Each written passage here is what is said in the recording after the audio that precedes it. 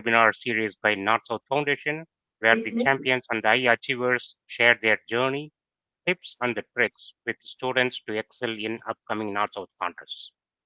My name is Sampath Narayanan from Tampa, volunteer at NorthSouth from 2010, and coordinating the webinar sessions this year. We had public speaking, math, geography, spelling, vocabulary webinars earlier, and today the discussion will be on advancements in science. For your note, we have a essay writing webinar next week. Without further ado, let me introduce the panel. We have a great lineup today. Dr. Priya Krishnan as moderator, with Rananjay, Srinivas, Sriniket, and Ajish as panelists.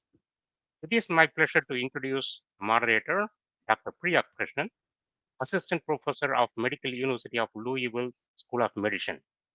Dr. Priya has been educator for over 15 years and is very passionate about science education. She has coached North-South science classes for all grades and Science Olympiad. She has mentored many winning science fair projects, USMLE, and Brain Bee contests. Here is Dr. Priya. Dr. Priya? Hello, everybody. Welcome. I want to go ahead and introduce the panelists as well. I can introduce myself first. I am a very passionate educator. I love science in all its forms. So I love not just biology, I also love physics and chemistry. And I have a very strong science background. So even though, I'm a physician in medicine and biology and life sciences are my biggest passion. I also grew up loving physics and chemistry, and has actually started my undergraduate in chemistry with a physics major before going on to med school. So I have a huge passion for these subjects, and I feel like all of these are very interconnected. And so I love mentoring students in all these different subjects of science. And I feel science is something that you continue to learn every day, and you learn to question not just yourself, you learn to question things around the environment, and then you kind of grow and evolve and learn new things. And as you know, we are continually learning newer things in science, and it has evolved into what the science that we learned is very different from the science that is taught today. So the North South Foundation, has always been a pioneer in science education as well as contests. What we have done recently is like we've also added some more classes that are geared towards the high school contest, and I'm going to be talking about them as well. I'm going to hand it over to the rest of my panelists. I'll just go ahead and have first Srinivas Karthik Naga. Go ahead, introduce yourself, and then you can pick who's going to go next. Please talk about your passions and what specific field of science you're interested in, and what is your background. Yeah, for sure. So, hello everyone. My name is Karthik. I go by Karthik. Srinivas is fine too. But yeah, I am currently interested in, or sorry, first, I'm a sophomore in high school right now, and I'm currently interested in neuroscience specifically. I think I really fell in love with neuroscience as far as participating in, I don't know if you guys have heard of this, but the Brain Bee competition. It's a very comprehensive, I feel like, introduction to neuroscience because it covers a lot of content. In that it's very broad, but it also provides enough depth into topics to make them interesting, if that makes sense. So sort of that was why I fell in love with neuroscience specifically. North-South definitely helped a lot with that in terms of helping me advance in Brain Bee knowledge. And also later, I taught North-South classes for Brain Bee, so that was also a really nice opportunity. But yeah, that's all for me. Srinath, did you want to go next? Everyone. I am currently a freshman in high school. I first went to North South Foundation when I was very young. I think I was participating in junior science B, and I've been doing it since senior science. Currently, I am now in high school, so I can't participate, but I am currently doing many tournaments such as Biology Olympiad, HOSA, Science Olympiad, and many more. Rananjay, do you want to go next? Sure, my name is Rananjay.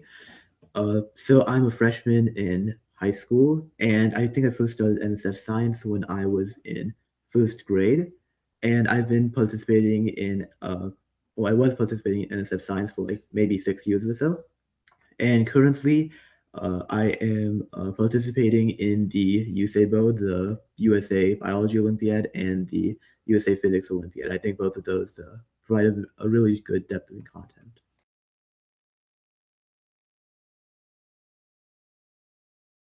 Go ahead, Ajish. Okay. Hi, I'm Ajish. I'm a physics here. I'm a freshman here in Arizona. Sorry. Um, Most of my passions, mostly physics. Probably like want to go into astrophysics or something. I started NSF back in second grade with Science Bowl, science, yeah. And I've been doing it. This probably last year was my second year now. And now mostly now I participate in F is equal to MA and Science Bowl and a couple others. But yeah. So now that the introductions are done, I'm going to go ahead and first I'm just going to talk a little bit about how our presentation is going to be structured. So I'm going to quickly go through, some of the offerings that NorthSouth Foundation has and what are the contests and how to prepare for them. And then I'm going to go into what are some of the specifics that we have in terms of competitions and what are specifics that we have in terms of just knowledge. And then we'll go on to a question answer session. And I do want it to be as interactive as possible. And I know at this for this webinar, you have to type in your questions in the chat. The chat is monitored, and then we'll have about 20 minutes for where everybody's questions will be answered. I also want to give our panelists time so they can talk a little bit about their specific contests that they are interested in, and I will include that, after my presentation is done.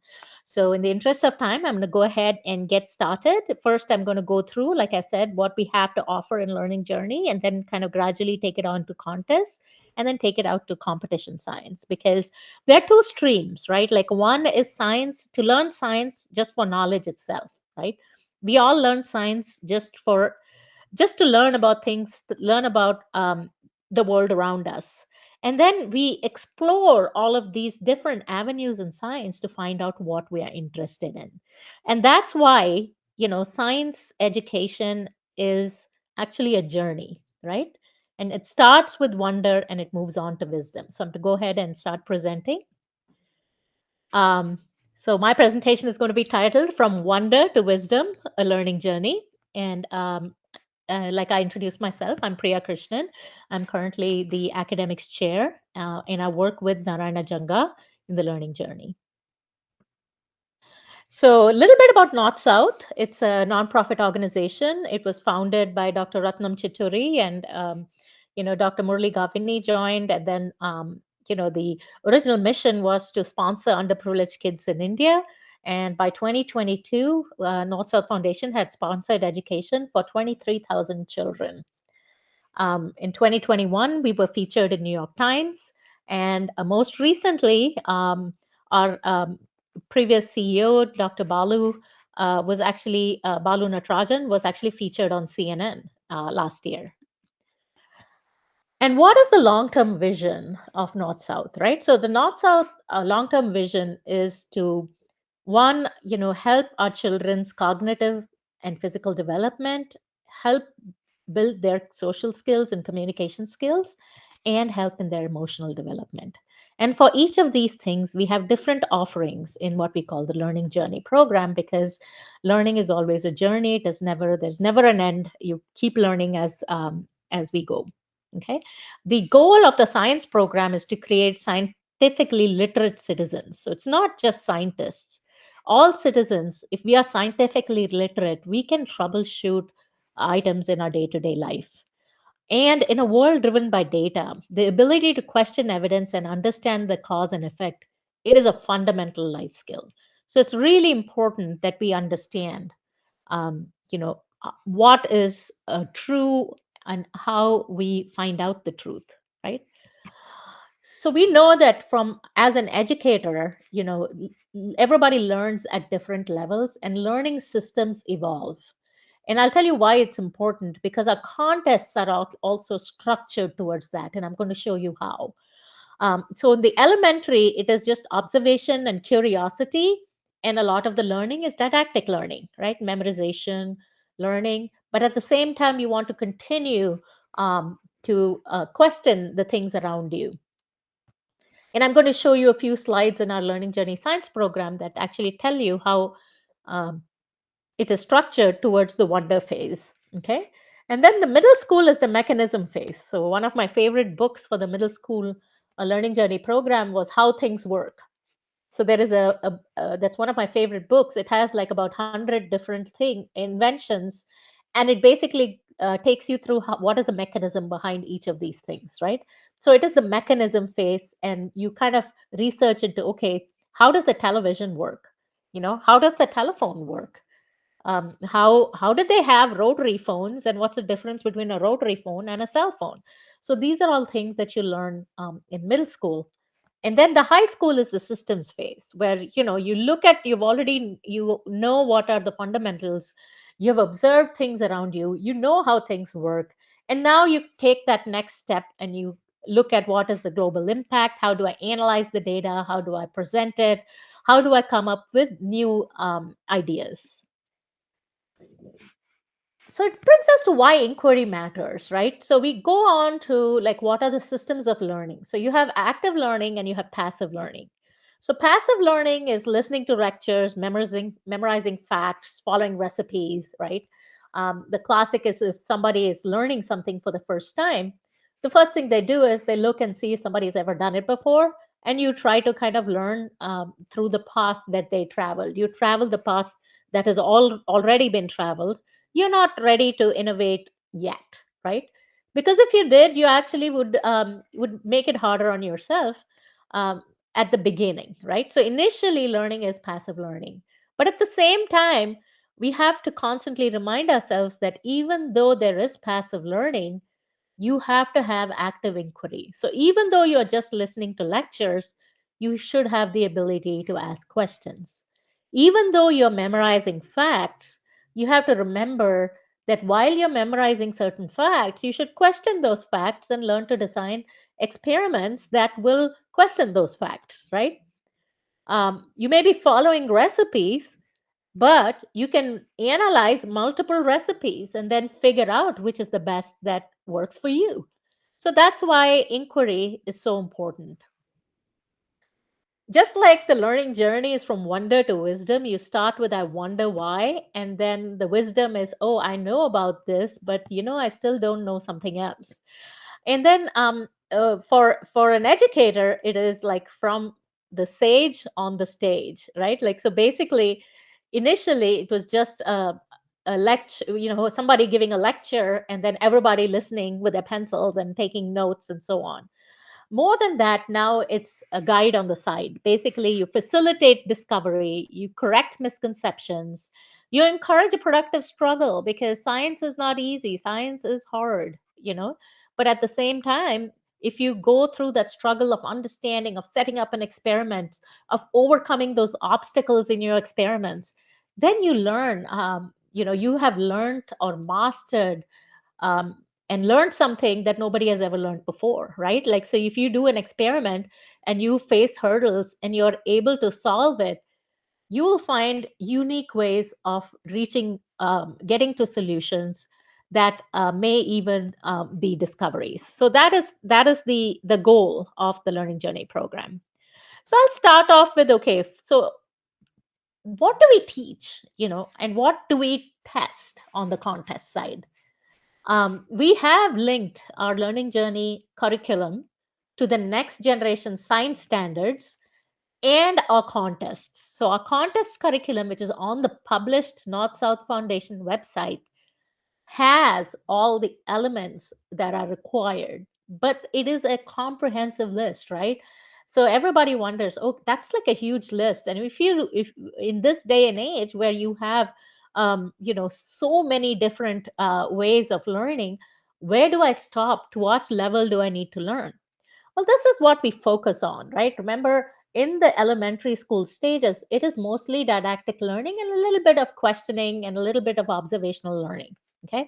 An example is like in the living world, we talk about habitats. We talk about what are the needs, right, of organisms. We talk about where organisms live. And then we talk about interactions that organisms have, like the predator prey interaction, the food chain, the food web, all of those things. We talk about plants. We have people look at different plants and look at the roots, stems, and leaves, and then we look and see how it, what are the structure, what is the function, and why it is important. Like if you take off one, the plant can't survive, and why. Okay. So these are just an example, like in the human body, senses, sight, hearing, touch, smell, taste. These are your scientific tools, and we explore these things. We talk about physical properties, how we classify matter, what is texture like, heavy versus light, and why is something heavy and why is something light, and how does different shape, how does it affect, how do different surface areas um, change, and how does increasing a surface area help, for example, conducting heat. If you increase the surface area, you can conduct heat better. So those are all the things that we actually teach in class, something that you can touch, you can see, you can observe in the world around you, and learn and be able to question. We also talk a little bit about scientific method. A rock will sink and a feather will float. What is buoyancy? And so we introduce the concept of coming up with a hypothesis, and then what is your best guess, and how how you can use a experiment to test reality and separate fact from fiction. Okay. We talk about magnetism, talk about visible and invisible forces, states of matter, how matter changes, everyday science. We talk a little bit about earth science, and space. We talk about the water cycle because they can observe things around them. We talk about weather patterns and how you measure, what is an anemometer, what's a thermometer, what is a rain gauge, what's a barometer, how to predict weather. And then we also have in our own journey program, we have the mystery box lab. If you hear something, okay, guess something that's inside the box. And somebody will say, well, that sounds like a marble. Well, is it a marble? Why does it sound like a marble? What does a marble sound like? So basically, these are all things that we do in order to encourage our kids to learn. And then we go on to the middle school phase. The middle school phase is basically, now you've already kind of gone through and identified, what you've had some fundamentals. So now you talk about the invisible world, right? Like, so now you're looking through a microscope. This is an example of, we'll talk about the different focal lengths and what is the magnification. We go a little bit more where we link up math and science. We introduce the cells, the bacteria, crystal formation. We introduce cell theory, basics of the plant cell and animal cell, and what is the function of all of these cell membranes. What is the model of the, say, plasma membrane? So these are all, the pictures that are taken are actually part of our learning journey slides. We talk about, basically, this is an example, onion versus cheek cells, and we try and compare it.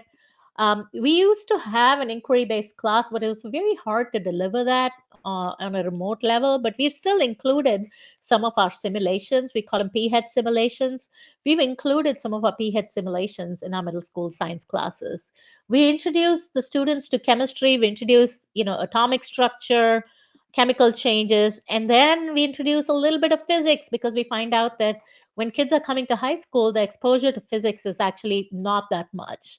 And Newton's laws, and then we've gone on to F equal to ma, basically, and then a little bit of earth science and plate tectonics, ecology, and then we have a couple of labs that we kind of suggest people do at home.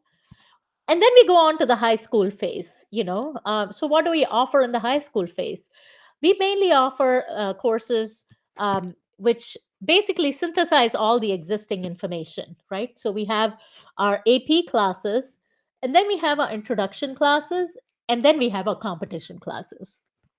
So what are the different competitions? I'm going to talk about them in a little bit, but basically in high school, you already have gone through the fundamentals. You already have a fundamental knowledge in physics and chemistry and biology, and now we're kind of linking it all together and putting it and giving it to you in such a way that it'll be easy for your child in school. It'll be easy for your young adult in school.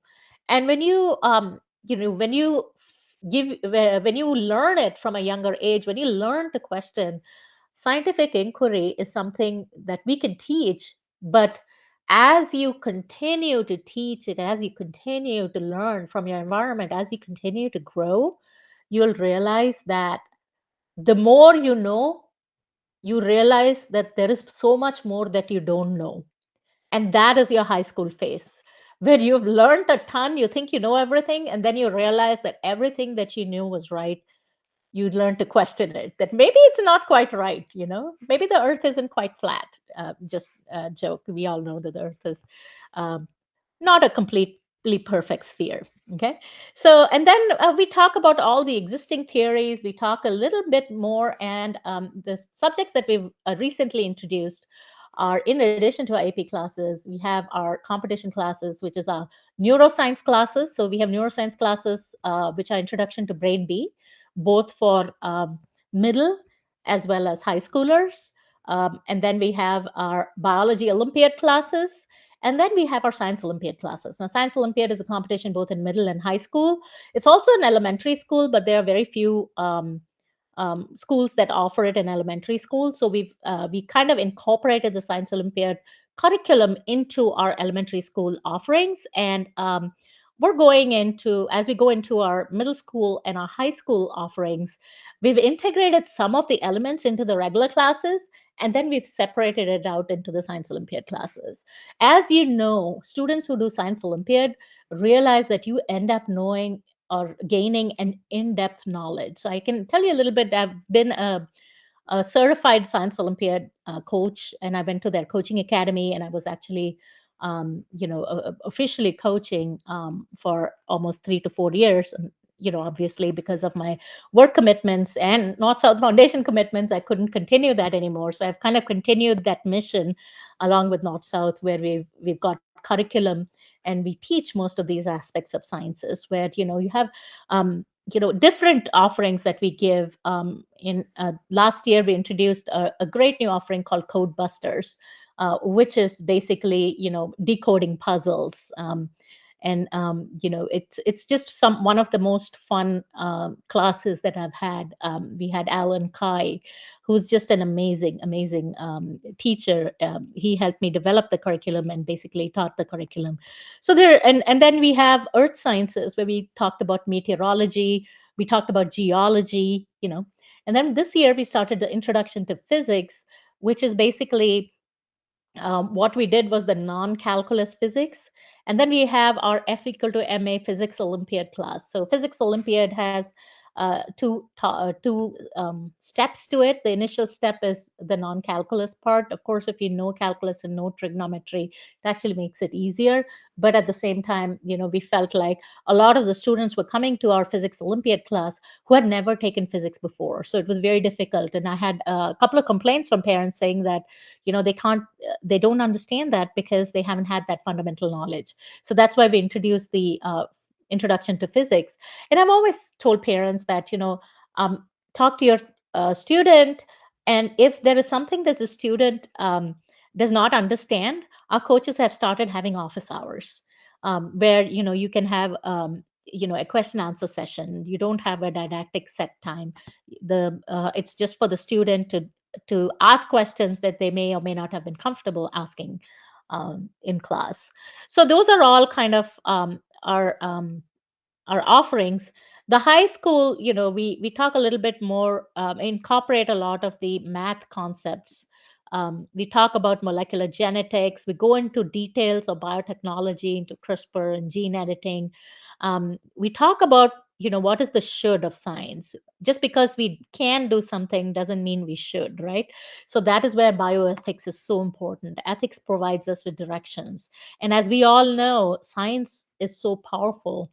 We have to have um, what I call responsible implementation of science, and we have to teach it at an early age so that we become responsible scientists, right? And then we talk a little bit about evolution and natural selection. We talk about advanced chemistry. We actually go into stoichiometry, and we do what is called the chemical math, the mole, molarity, molality.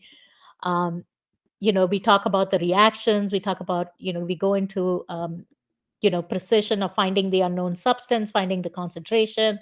We have our introduction to thermodynamics. We go into gravitation, electromagnetism, and so on. I'm not going to go all the way through all of those, but all of the slides that I showed, these are all slides I've taken from our learning journey offerings for that grade level. Okay. Um, I'm just going to show you an example. This is a science course sequence that we mapped out in 2024. There are a few things that are not on there, and the reason why it has not still made it on, because these are all pilots. These are our structured classes. So we have our junior science. So we put first and second grade science together, and then we have three and four together. And then senior science, we have 5 and 6. So we've separated it out. And then we have, you know, um, introduction to neuroscience. Initially we had started it in 4, 5, and 6, but we realized that was very difficult for the students to understand. So we have our introduction to neuroscience now only on the 6th grade level. Okay. And then for science olympiad, we have our astronomy, meteorology, optics, earth sciences, physical sciences. We have code busters. We have regular science, where it is both physical and biological sciences. And then we have a neuroscience part for the middle school. Okay. And then for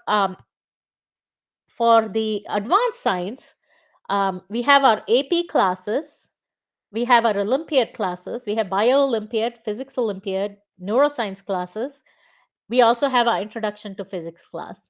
And I'm hoping to start our Chemistry Olympiad classes this fall. Okay. Now, competitions, right? Like, so the one thing that we do in the learning journey is we try to offer something for everybody, right? The idea is to learn, and some students may or may not want to compete. And there are a lot of times where you can actually participate in the learning journey. You don't have to participate in the competition. But if you participate in the learning journey, the competition will be a lot easier, because it'll be some things that you've already learned. And not just for 1 year, if you do it for a couple of years. And we offer it at such a good price, that it truly, and everybody here, all the coaches are all volunteer coaches. We all volunteer our time to the foundation. And the goal is to raise awareness of science, but also um, all the money that you donate goes towards a good cause. um, so we come to a competition level. So those who have the knowledge, now you want to test your knowledge, you can enroll yourself in the contest, right? So for our competition levels, we have a junior science, a intermediate science, and a senior science B. Okay.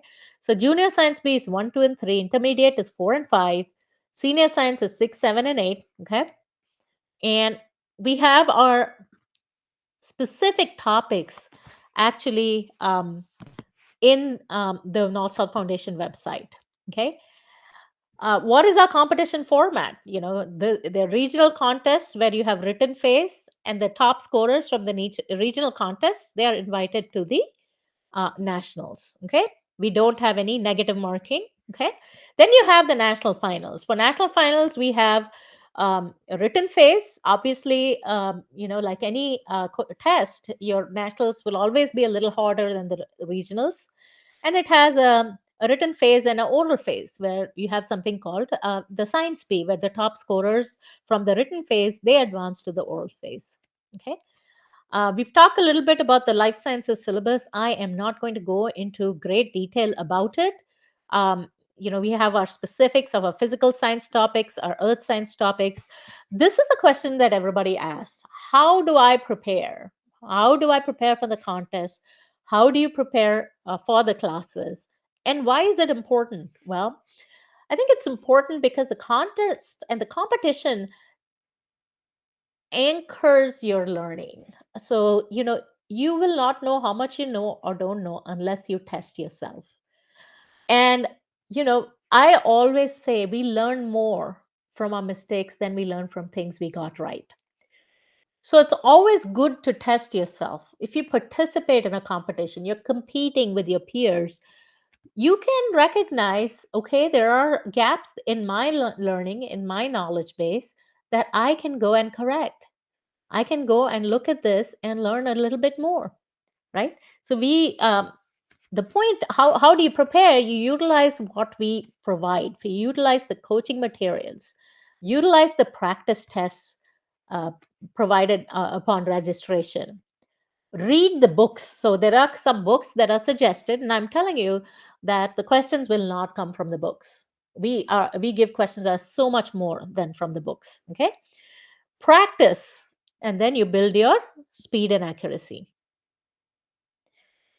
Why participate? One, it gives you a sense of achievement. It helps. It's a excellent foundation because if you start early, it's just classic. The spelling bees are a classic example, right? We start preparing early so that by the time you get to middle school, you've already got know the fear of going towards an audience and then spelling out a word, because half of it is, the ability to think under pressure, right?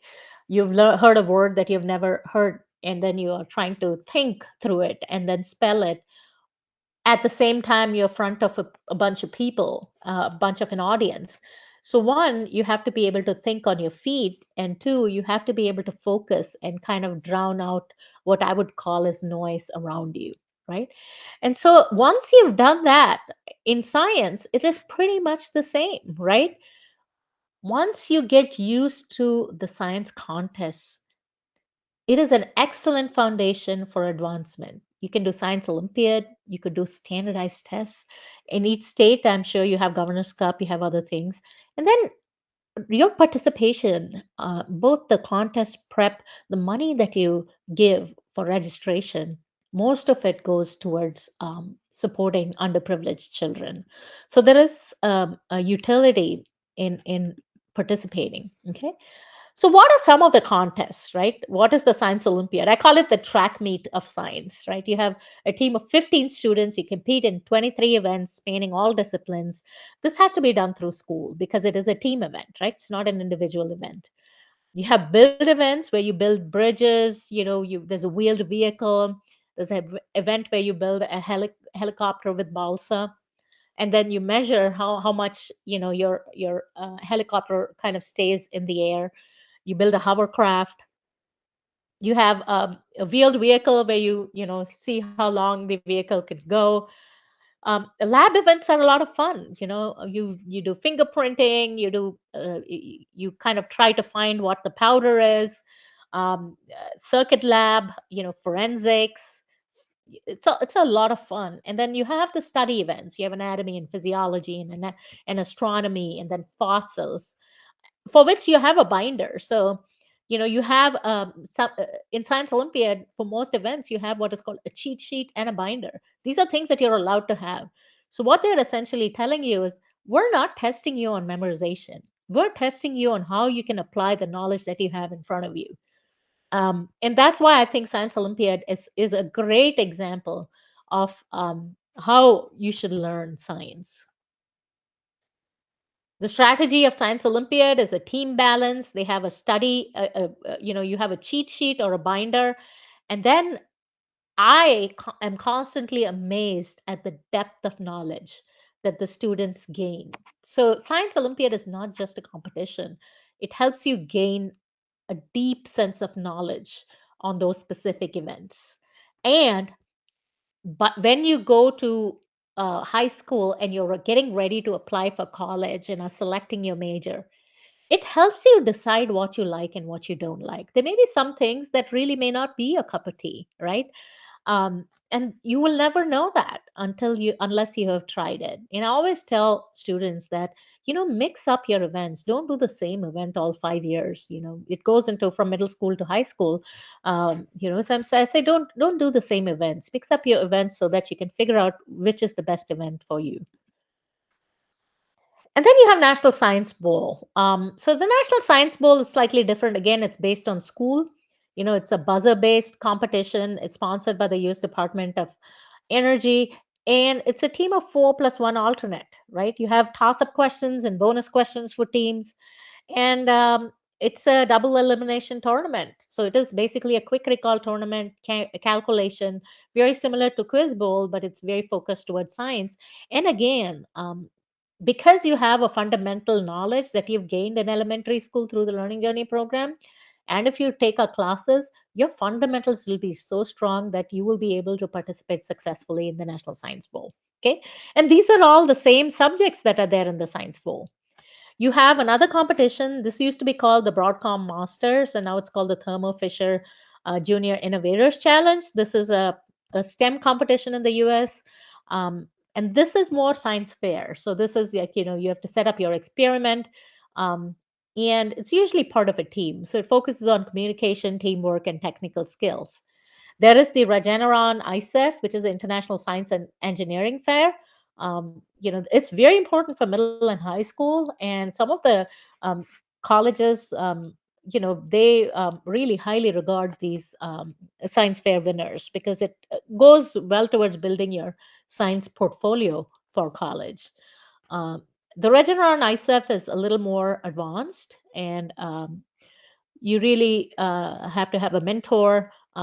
I personally have mentored several students through this, and several of them have gone on to Regeneron ISEF um, and local science fairs. So it's really important. But I think that people learn not just what they're good at, but how beautiful the process is towards designing an experiment, getting a result, and so on, and then presenting it, and then asking questions. And people ask you questions, and you should be able to answer them.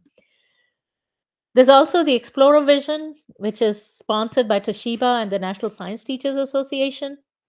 And they pick a current technology and then imagine what it's going to be 20 years from now. Okay. There's also the community problem solving. It's called different things. In Kentucky, it's called future problem solving.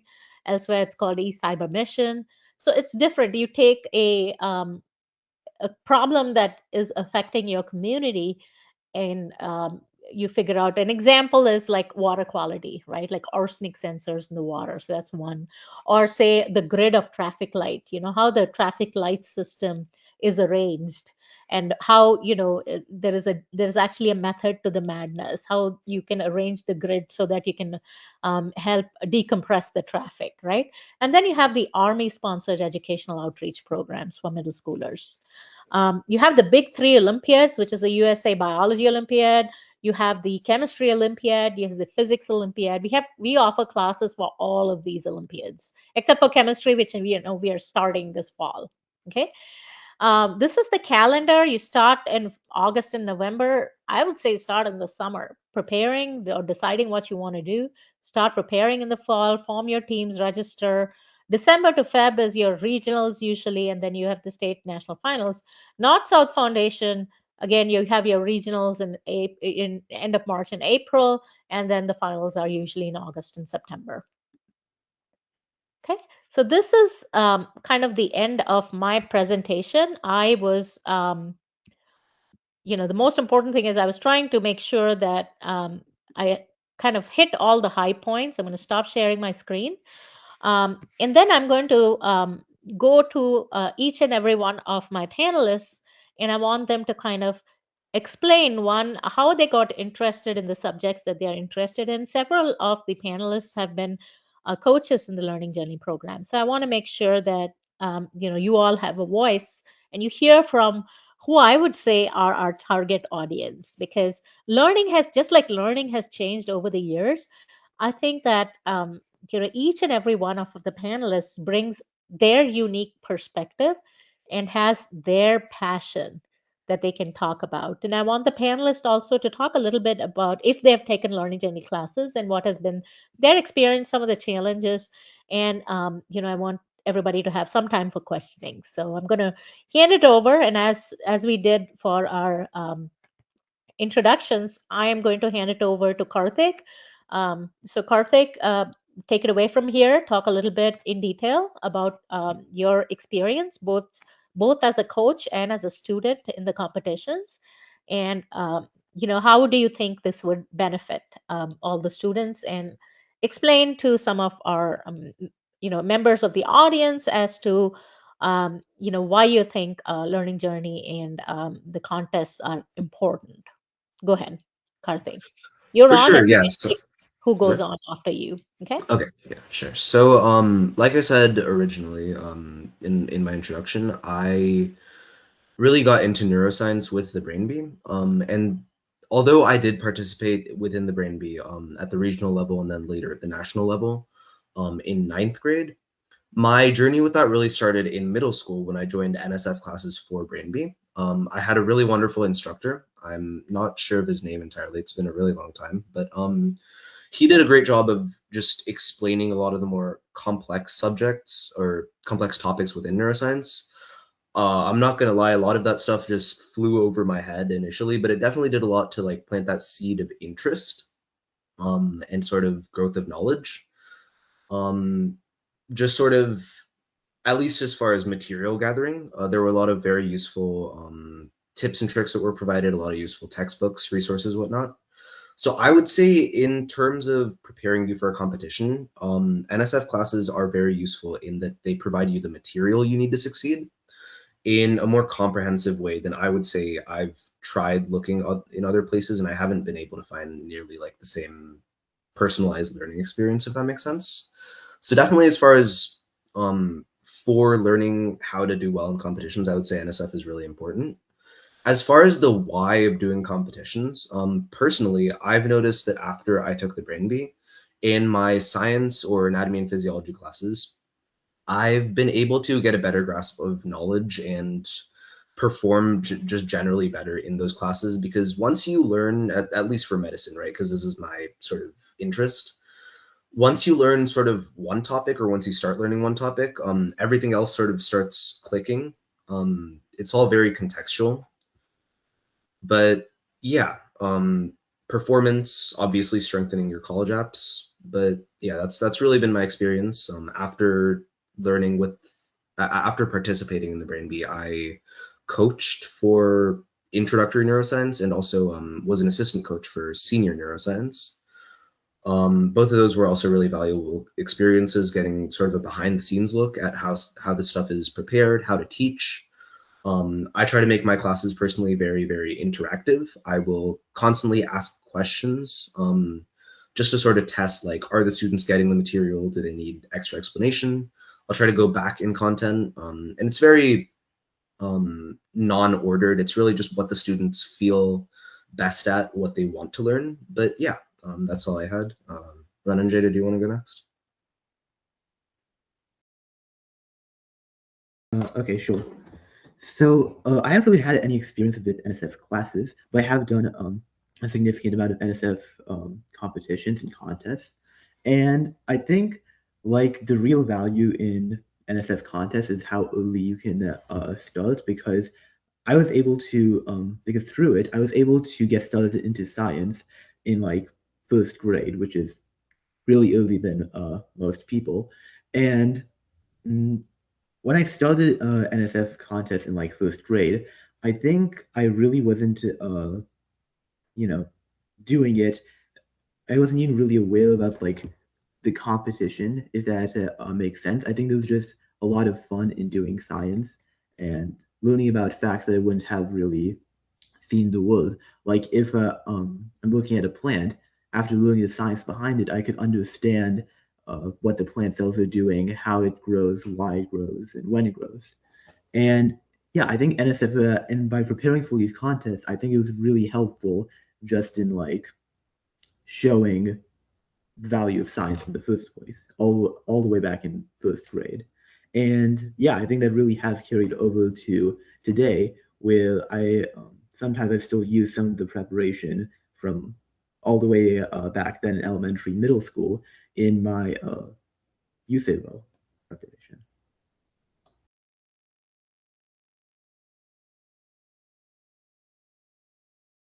So I can say that, for the biology Olympiad, right? Like, so we have a bunch of questions.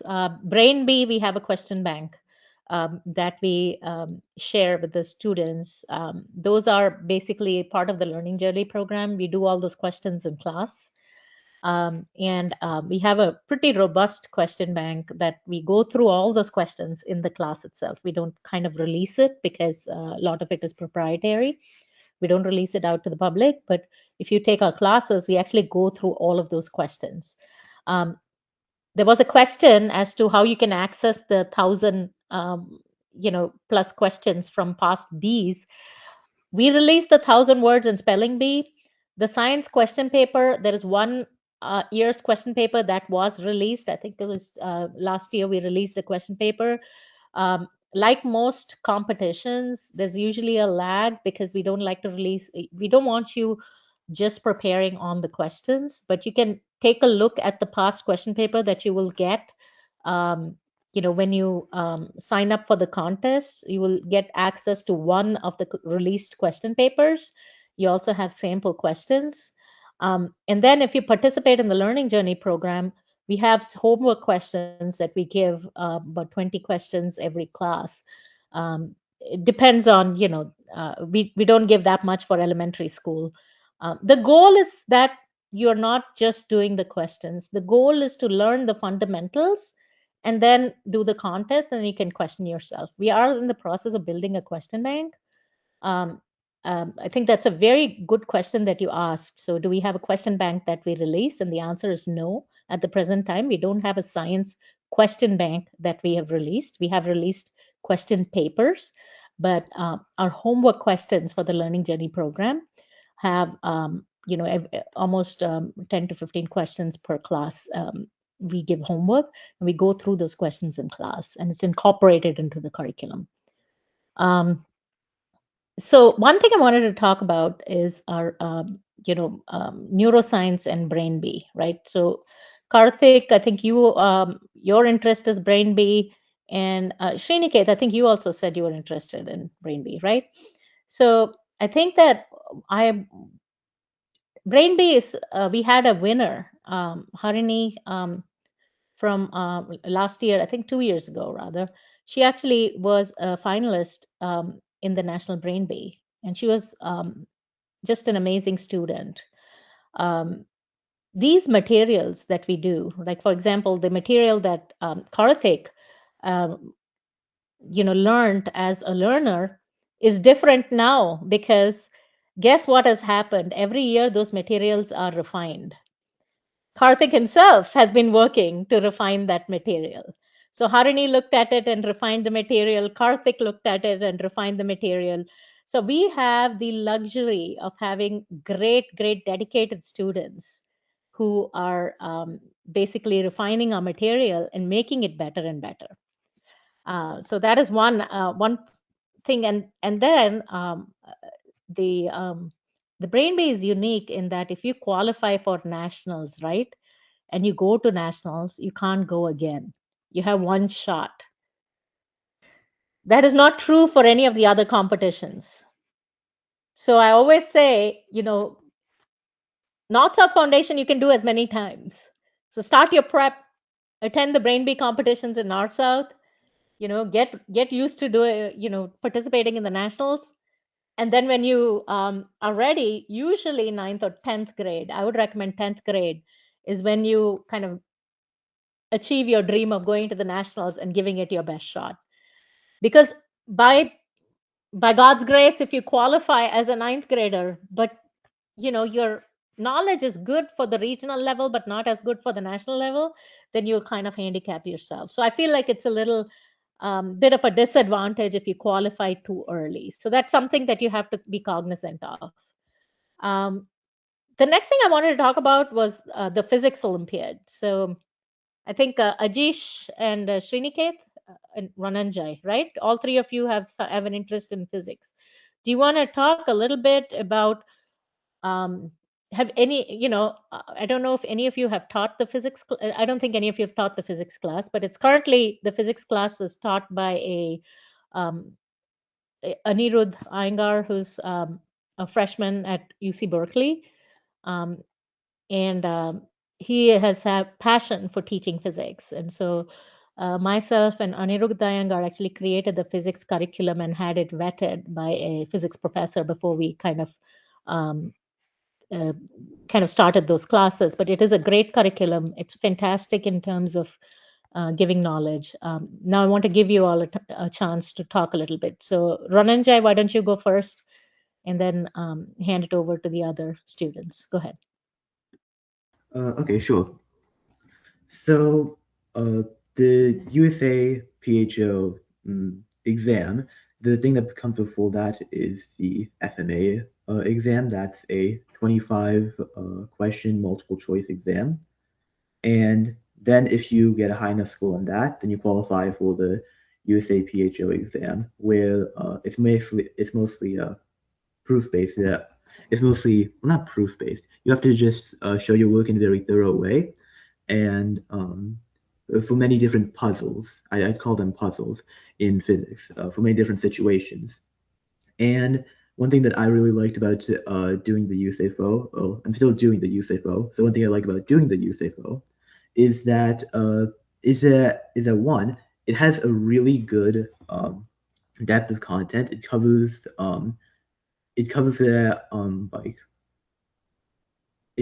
covers topics that found like many different textbooks all over the place. So you need to have a really good foundation and understanding of physics and exactly what is happening in order to do well in the USAFO. Meanwhile, for the second part that I want to talk about is that it also tests problem solving, which I think is really good. Instead of just asking like questions, it also tests problem solving about like how to understand the situations and apply the principles you learned, like FMA. So yeah, I think that's the two main things: the rigor and the problem solving. They're like for the physics Olympiad.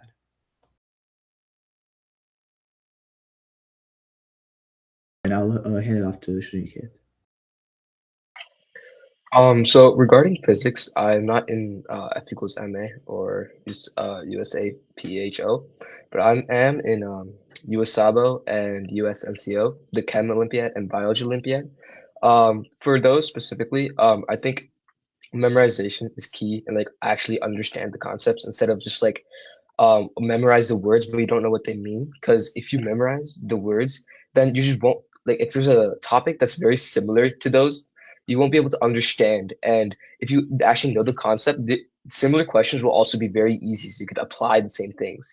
So that's why you can like elevate your score. And the way that North South Foundation has actually like helped me so much in these ways, because I've been part of it since second grade, and I think just it just provided a really solid foundation for like chemistry and biology and even physics, because I learned all of those for the competitions. And I think now going into school and doing all these Olympiads, it's been like very easy for me to get started since I have such a great foundation provided. So I think it just really elevates my experience preparing for the USNCO and taking the USABO exams. I think, Ajish, would you like to talk more? Sure. My main thing is physics. I do a little bit of the other stuff too. I haven't taught or participated in really any of the NSF classes, or I only really participated in two of the competitions. Um, my main thing is USFO, and I am also participating in National Chemistry Olympiad, but I haven't really studied for that much, right? Studying for it, what I would like recommend usually, because at least for physics Olympiad, it's all about connecting seemingly unrelated topics and getting say this equals this is related to this, and seeing two things are equal to each other, and then just assuming that, and then connecting them, right? Studying for it, for all things, you can usually get a like basic understanding of it by watching probably the crash course videos, right? And then past that, you can there's like three ways you can do it. First, if you like textbooks, there's a lot of places where you can get free textbooks. LibreTexts and OpenStax. I know OpenStax is offered by Rice University, and you can also get, and if you want like physical textbooks, you can also local thrift stores actually have a lot. For example, I got like a really nice MCAT textbook for like $3 at a Goodwill. And you can also get used books on Amazon. That gives you a bit more variety than just going to a store and looking for something. But in general, most textbooks usually give you the knowledge that you need to know. Also, you can like supplement that learning with YouTube channels. I know OChem Tutor is good for that. Um, there's another YouTube channel, Professor Dave Explains. They usually give you the high level understanding without, in my opinion, things like Khan Academy, which give you a really drawn out explanation, just from my personal experience. And also, if you need to, for at least physics, to get some of the math down, there's some good channels like Black Pen, Red Pen, and Three Blue, One Brown. And also to get like the speed aspect of it, you can just practice like buzzing, and for other competitions like bees and bulls, you have to practice buzzing, and for that, a good date source that I know is like Protoball or Quizbowl Reader. They usually give you the like a game format, so you can just like play and practice too. Yeah, that's all I have to say. That's a great explanation, Ajish. If you don't mind, can you put that in the chat so it's available for all the parents, patients? um, I think that we have never publicized our introduction to physics and physics classes as much because it was just a pilot. Now that they are relatively set, we have a very small group. We have a group of 6 students who are enrolled in our introduction to physics. And this was because we started the physics Olympiad class thinking that, we'll get a group of students who've had exposure to physics before, but we found out that physics education is somehow it is not prioritized in middle school. And so when you get to high school, unless you have a parent who has a specific interest in physics, or you are part of, say, Science Olympiad or some other club where you have access to a lot of the physics topics, the students that were coming in had literally no knowledge of physics. And you can't walk into Physics Olympiad without having a fundamental knowledge of physics. So that's why we did the introduction to physics. The beauty of our learning journey curriculum is like, I'll give you an example. There was a parent who asked in the chat and said that, how can a middle schooler start to prepare for F equal to MA? So F equal to MA is like the beginning step of the USAFO, right? So how does a middle schooler start to prepare? So I would say that this is the path that I would recommend, apart from the other resources that Ajish is talking about. I do think that initially you take the Learning Journey Science class, which does have physics embedded in it. Then you take a focused class, which refers to the physical sciences events in the SciOLE, because it goes to specific detail on those subjects. And then you take the Introduction to Physics class in 8th grade. And I'd say that you start with the Introduction to Physics class. Even if you think you have a fundamental knowledge of physics, it does not hurt to take an introductory class because you want to solidify that foundation. These contests, are not just practice tests, because Physics Olympiad releases their question papers, right? So there are a ton of practice tests that you can take. The problem is not that there are these practice tests. The problem is the fundamentals have to be very strong, and yet you have to be able to learn to apply it. Knowledge of calculus is not necessary. So you can start learning in the 8th grade. I would not recommend it for 6th and 7th grade students. I just straight off say that don't take the introduction to physics class unless you are, really, there may be some students who are extremely gifted, have done like Math Counts Nationals or have done AME in 6th and 7th grade. But I still think that your fundamentals have to be strong, or fundamentals in math have to be strong for you to actually take that introduction to physics class, because it's not, it's a little more involved. And that's why I always say first take our advanced science class, then do either focus Science Olympiad class, and then do introduction in physics, and then do the Physics Olympiad class.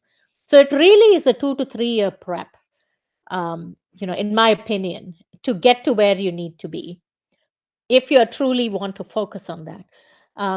The beauty of our program is, and we try to individualize it. So if there is a parent who has a question, right, you can send it to LJ admin, Learning Journey admin. Somebody is constantly monitoring that email. And if you want a personalized path for what your specific area of interest is, we actually will give you a roadmap that we think will work for you. What we also do is if you have identified gaps, we actually tailor our offerings to address those gaps. So that is how our physics Olympiad class, and now this fall our chemistry Olympiad class is going to start. So okay, we'll stop at that. Um, we talked a little bit about physics Olympiad. We've talked a little bit about neuroscience. Can anybody talk specifically about science Olympiad?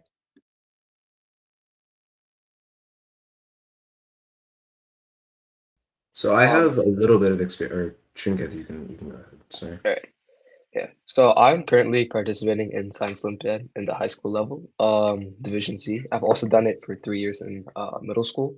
Science Olympiad, it's been a very fundamental, very like good learning experience for me.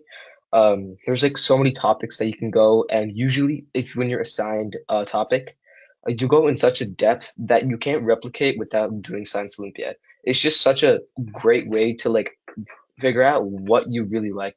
So for example, I did mostly biology in seventh grade, but then I switched over to maybe earth science and physics, and I realized that I like biology a little bit more than earth science and physics because it was such a way that I can expand on my knowledge. I can go to some biology events and then transition over to a brand new thing and learn so much more and just have a broader knowledge. And it's also just not study events too. You can also like learn how the engineering and physics behind building things work. It was just overall a great experience. I'm still doing it now. It's just people learn so much, and it's very challenging, obviously, but I think just constant like learning is very great for like other competitions and helping in school.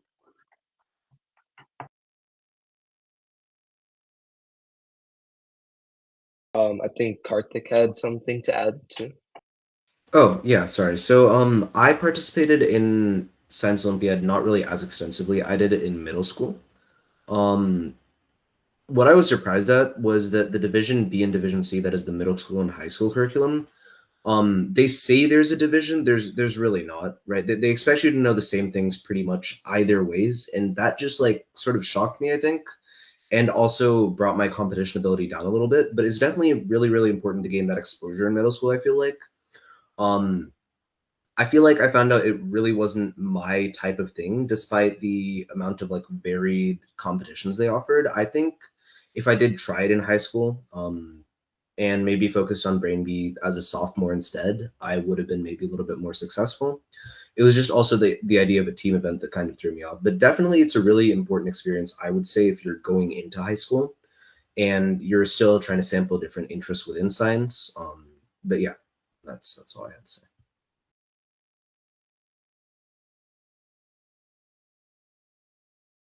So I will talk a little bit as a Science Olympiad coach.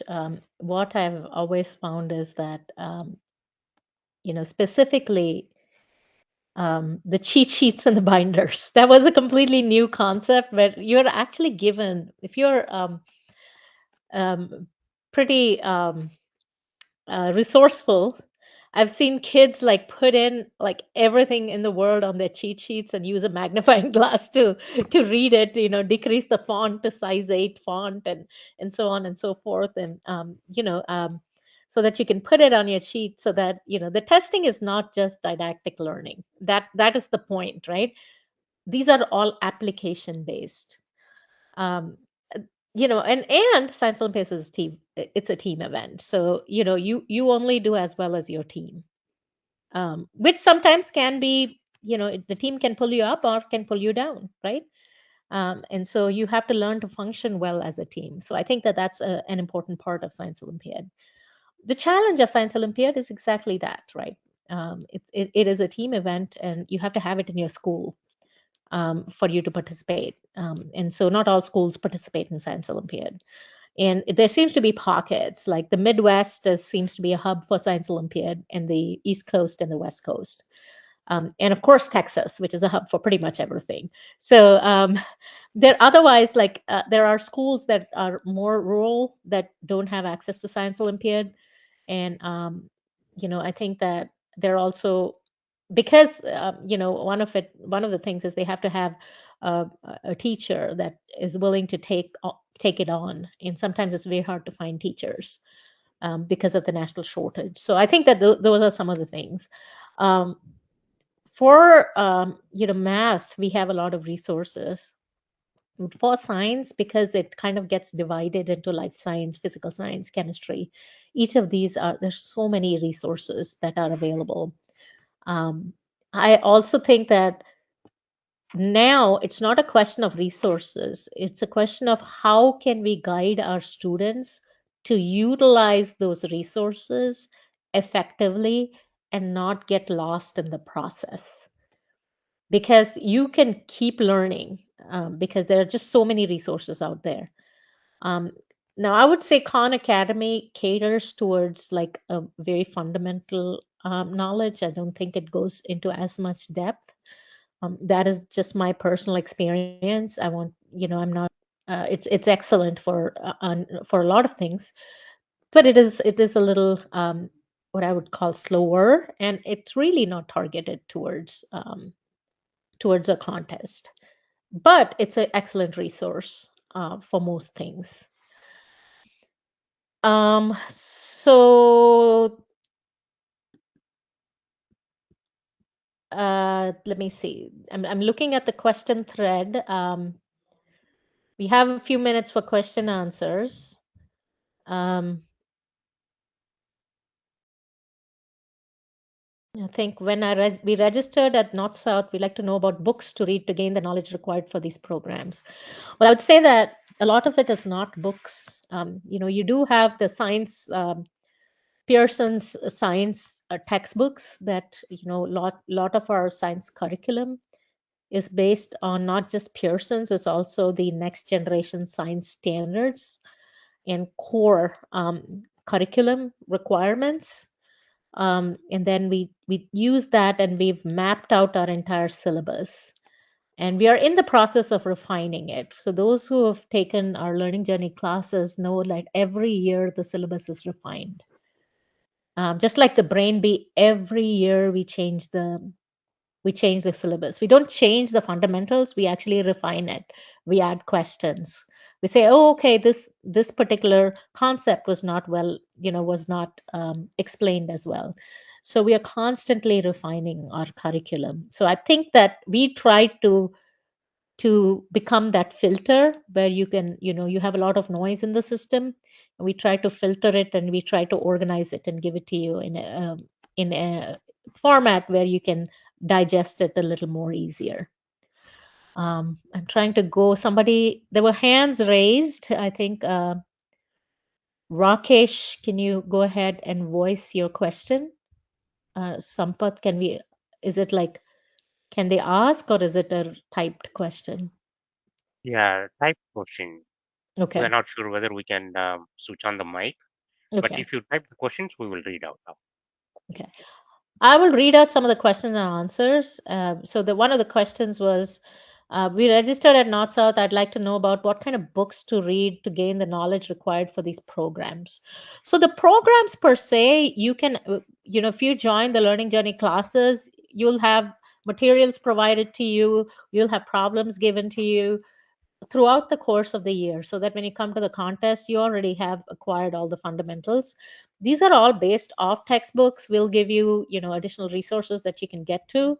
um, so but you have the syllabus and the preparation tabs that are there in the North South Foundation portal that everybody has access to. So that's one of the questions. The other question was, where are the 1,000 questions? So just to be clear, I did not talk about the question bank for all of the science materials. We don't, we have released a couple of question papers, and then you do get the sample questions. We don't have a question bank for science yet. It is still in the works. It's a work in progress. I do not recommend learning from a question bank for the elementary school level. But if you take the Pearson Science textbook, that has questions at the end of each chapter. Those questions are a good guide towards testing your student.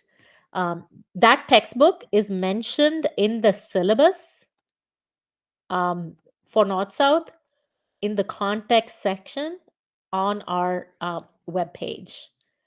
And so there are questions at the back of the book that you can use to prepare. Yeah, there is a question from a eighth grader. Sure, He or go ahead. she is interested in neuroscience, Oh, but excellent. is it too late to start being at eighth grade? Not at all. Not at all. Eighth grade is the perfect time. I would suggest go ahead, start with our introduction to neuroscience class. Um, it's the classes for this year are winding down, but you definitely have a class in the summer. Okay. You can still read your Brain Facts book. So there's a book called Brain Facts.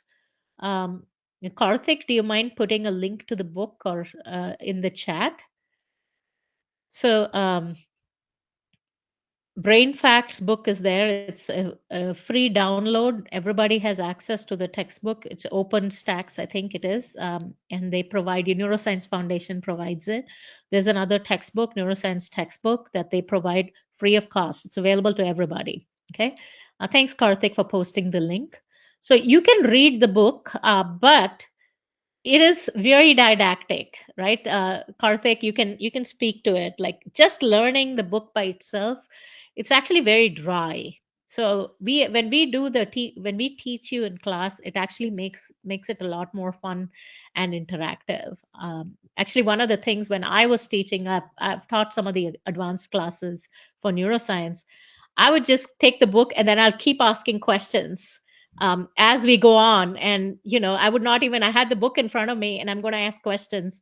And one by one, I would, convert the chapter into just all questions, which is a fun way to kind of flip the script for the class. You ask questions first, and then with that would kind of guide the responses.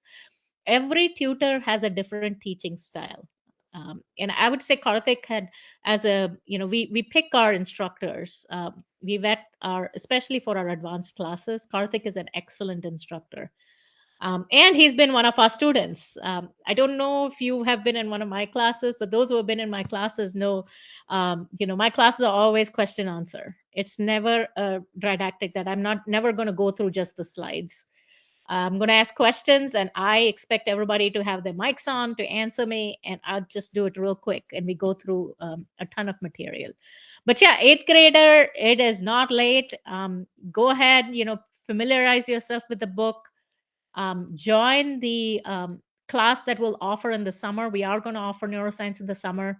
Um, Probably in the next couple of weeks, you'll have some information in the mail where you can register for those classes. The summer is like a crash course, I would say.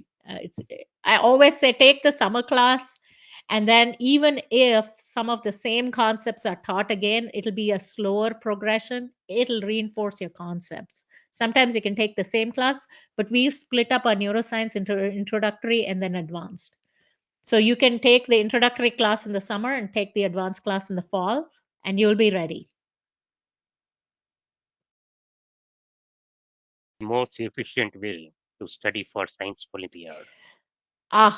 So depending on which event, right? So I have two of my students, two of the panelists here who are Science Olympiad veterans, right? So I think it is so important. It depends on, for example, anatomy and physiology, they go into extreme depth of knowledge. So you should not get lost in the material. I'll always say that is why our classes are there. We guide you towards what's very important in the material. Because in this era of information, it's not that you don't have access to the knowledge. You have access to pretty much everything. It's how you synthesize it and how we deliver. So that part is what we do in the Learning Journey program. We do coach for Life Sciences, Science Olympiad. Our classes just got over. We might be doing, we are planning to do it again in the summer. We might be offering a workshop because there is a lot of interest. And so trying to offer a life sciences workshop in the next couple of weeks just to get students prepped for regionals. Thank you, Priya. So the next question I can just give an answer. How to register for classes? See, once you register in northsouth.org, there will be announcements, emails coming out from NorthSouth regarding all the workshops, classes, when they are starting, and also like Priya was mentioning, you have ability to choose the tutor. If the tutor reaches the maximum capacity, then you have to look for another tutor. So being on top of the emails will get you a good slot that you wanted. So Priya, do you want to add anything more to it? Yeah, I always say like one of our challenges in North South, we are all volunteer based, right? Like so we've not been able to market it as efficiently as we would like to. So we're trying to push out the information as much as possible, but it'll always be there on the landing page. So watch out for those. Create an account in the portal. Once you create an account, you'll get all the information, and you'll know where to go, or watch out for that landing page. uh, but I think the very first step is create an account. So I'm just sharing the screen where I'm showing northsouth.org. Are you able to see it? Priya, you seeing it? Yes, I can see Okay. it. Yeah. So if you go to northsouth.org, you will be able to see the programs, impact, everything. So under that, contests will list all the contests, the locations, when chapters, when they are organizing, learning journey, and so on. So if you are not registered already, please register here. Your email ID, what you are using, you will get all the notifications like Priya was mentioning. Thank you. And I'm already kind of reminding you all, check the landing page. In the next couple of weeks, our summer sessions will be announced. We fill up pretty quickly. So, usually within a week to 2 weeks of registrations, the summer sessions fill up very fast. We are currently in the coaching recruitment stage. And so as soon as we recruit the coaches, then we can offer the sessions. So that's kind of where we are. And if we exceed our capacity, we like to keep, the student to coach ratio, low. In the younger classes, we have a smaller ratio. I would add that, I've reviewed the younger class curriculum, and some of it was actually pretty hard.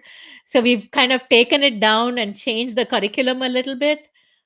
So what you will see this summer and fall will be the newest or the latest curriculum, um, for the junior or elementary science.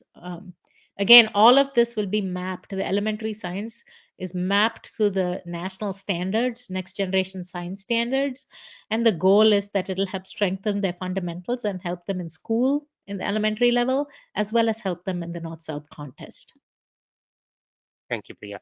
So there's a question, where is landing page? Landing page is just if you go to northsouth.org, it will pop up in the first screen. Am I correct, Priya? That's the Correct. landing page you are talking about. Yeah. Yes. Yeah. That's the home page, northsouth.org. There will be announcements regarding the contests, coming workshops, registrations, all those things will be there. We try to, whenever, as soon as we start, we send the information, it gets posted in that main page, um, as announcements. And from there, you can click and it'll take you to registrations, or take you to where you need to go. We're For also element, trying to send out, the chapter directors will be sending out that same information if you're on an email list. And then if you register, you will get it via email as well. thank you, Priya. I think you answered this question already, but anyway, I'm repeating this question.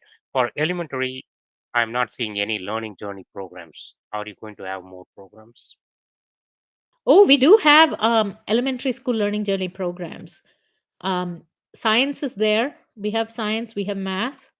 Um, the elementary school programs, remember I was telling you, we've done a overhaul because some of those slides were a little hard. And we're trying to revamp it. We did take a little bit of a hiatus because I felt like those materials were a little hard. We have to make sure that we are delivering the content appropriately. So you will have learning journey program for elementary school. Yes, specifically for science. It will be there in the summer and in the fall.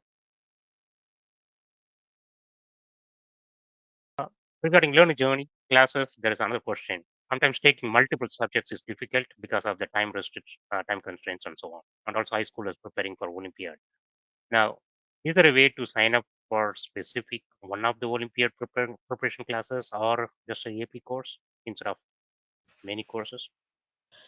So the Olympiad classes, yes. The Bio Olympiad class is a separate class in itself. The neuroscience class is separate in itself. The physics Olympiad class is its own unique class. It's not bundled with anything else. It's the science Olympiad classes that are bundled. We have bundled them into life science, physical science. The goal of bundling those classes together is because each is interconnected. If frequently, example is like life sciences is anatomy, physiology, and disease detectives, right? Like, so they're very interconnected, and microbe mission, it's interconnected.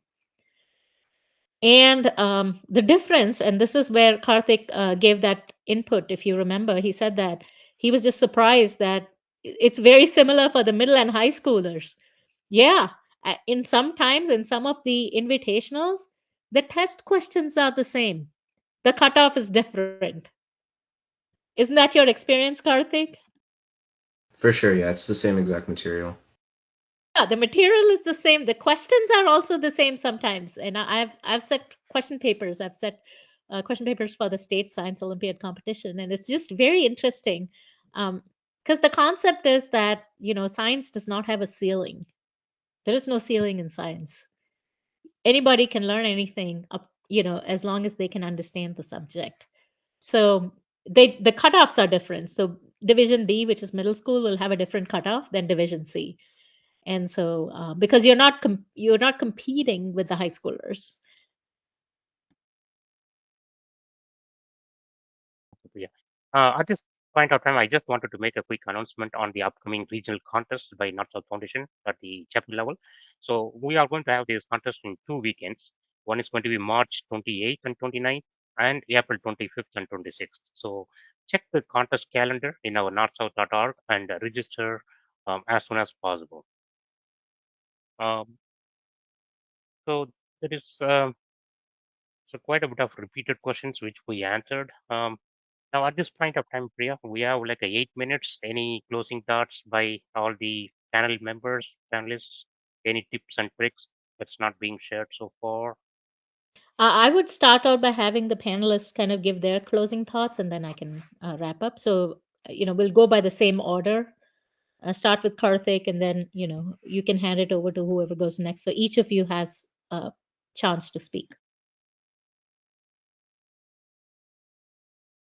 All right, yeah. So, some closing thoughts for me. I would say just as far as how learning works, just some tips for your own personal study, because as much as North-South classes offer, if you do decide to take them, which would be great, you do still obviously have to dedicate some of your own time outside of that to study and try to remember those concepts that are taught and potentially seek out some extra material, right? So as far as just studying, I would say spaced repetition is really important. And these are just general tips that I've found useful, right?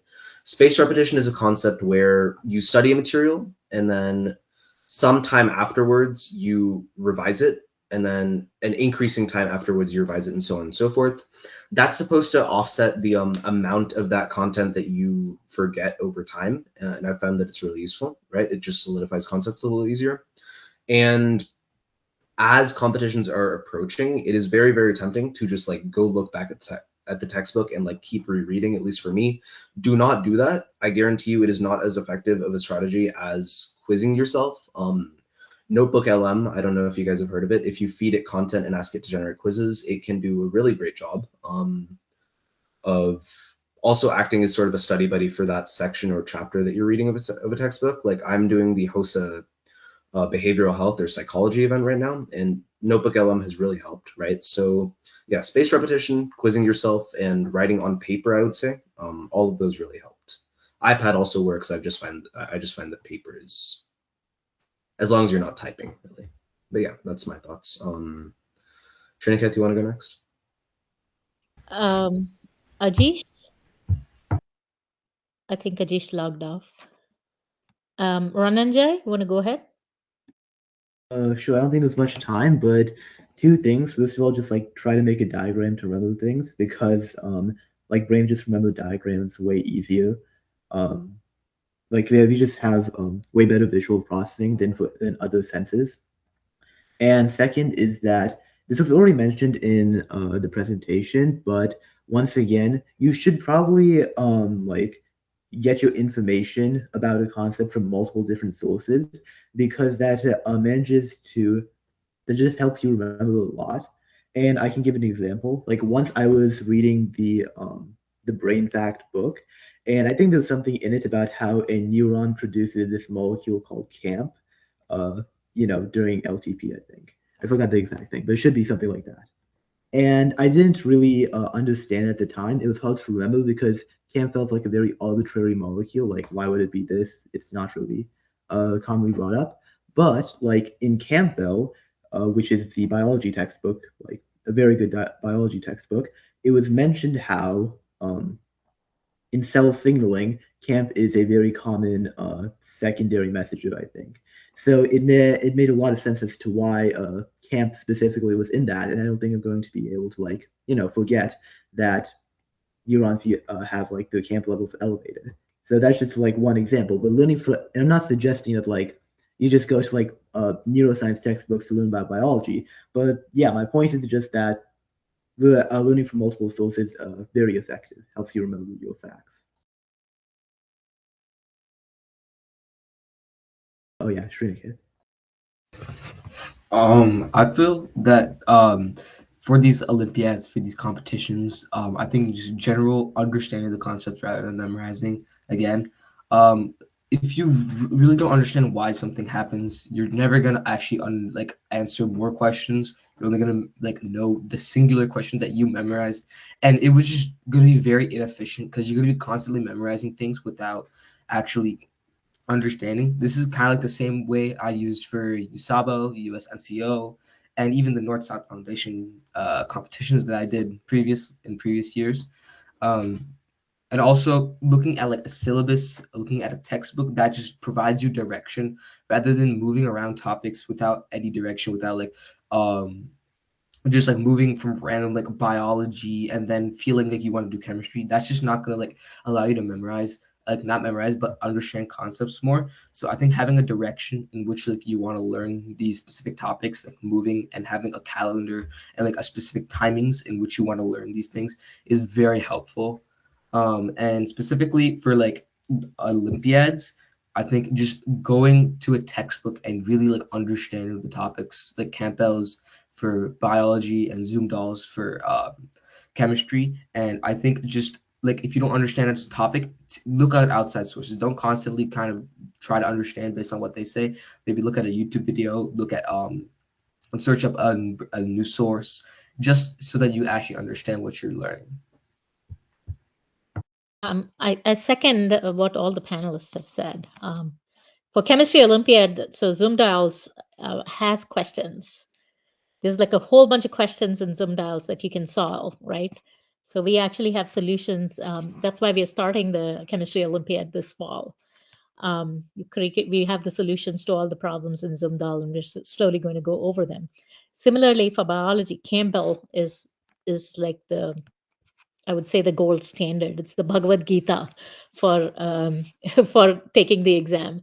It gives you both a guideline and the thing about BioOlympiad, it is not a memorization. It definitely is not. You actually have to, and you don't understand how much of it is actually application until you kind of you think, oh, this is still memorization. But actually, when you look at the question itself, right? It'll give you things that if you understood the fundamentals, even if you have not memorized it, you can actually understand it and answer the question appropriately. So that's why I always say that if you strengthen your fundamentals, you will actually do well. And I think Rananjay kind of seconded that as well. So you strengthen your foundation. Strengthen your foundation in physics, strengthen your foundation in chemistry, strengthen your foundation in biology, and then you can do the Olympiads a whole lot better. You can't go to the Olympiads without having a strong foundation because it can be disheartening. I'll just tell you right off the bat. If you start attending, and this happened because when we offered a pilot physics Olympiad class, we had students join and it was there were some students who had never had exposure to physics before, and there were some students that were seasoned. I mean, they had exposure to physics. They were really preparing for that year's Olympiad. And so our challenge was, how do we structure the class so we can get all of these people? So essentially, those are some of the challenges. That's why we split the class up. So I think that, and I know it's about time. Um, the take home message is: one, resources are available for the contest on the contest website. Two, the textbook that is recommended by the contest website for science has questions in it that you can use to prepare for the contest. Three, Learning Journey has a specific roadmap. If you have a specific question, please email ljadmin@learningjourney.org. We will answer those questions. We will be able to create a personalized roadmap for your child. 4, our science offerings foster a solid foundation in science and then move you forward on to competition science. And you can do one without doing the other. You can build a strong foundation and you don't have to take part in the competition. I would strongly recommend it, but it is something that you have to. And then the other thing is building a portfolio. So for high schoolers, these competitions help build your personal portfolio. If you go to the nationals, you get to write it. They understand that you have the passion in that particular subject area. And most of all, you help identify what your passions are. And this is to all the students out there. Your parents may want you to do life science or physical science or something else, but you understand what specific area you are interested in, and that'll help you decide what you want to major in college or what career you want to pursue. So those are some of the things that if you take, one year you take life sciences and you realize, oh, you know what, this is really not my cup of tea. That is totally okay, because there's so many other things that you could do. So I think that kind of sums up. I'd like to kind of wrap up what we have presented. Uh, Please, if you have any additional question, please email ljadmin@learningjourney.org. More than happy to answer any of these questions. And we can also provide, if you say your child needs something specific and are at a particular grade level, we can provide you with a personalized roadmap. Thank you, Priyas, Tiniket, and Rananjay. Thank you for your time and sharing the wisdom. And hopefully, the audience please register for these learning journeys and then the contests. And next week, we are going to have on the SCRI. Thank you all. Have a good day. Thank you.